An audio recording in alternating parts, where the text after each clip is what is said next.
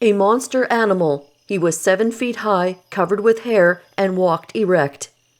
Tugelo River area, South Carolina, circa 1816.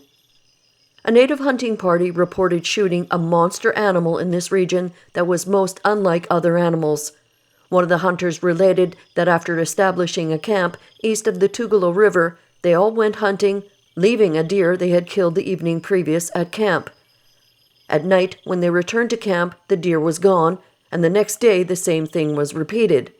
They then decided to leave an old Indian to guard the camp and see what was happening with their deer.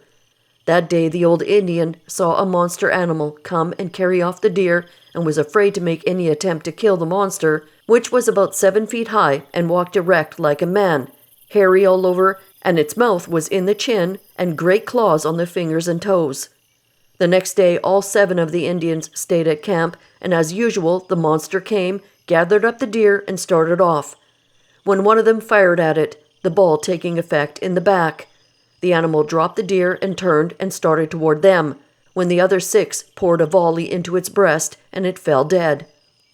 About 3 hours after that, the Indians heard a noise like someone howling about a mile distant. The Indians left the camp and called on the posse for protection. A party of whites on horses, with all the dogs they could get, they went in search of the other animal and found it. It was like the one the Indians had killed, and putting the dogs after it when it appeared in sight, the animal would run, but it would whip every dog they could get to attack it. The party pursued it to the river, and at 2 jumps it went across, where it was then shot.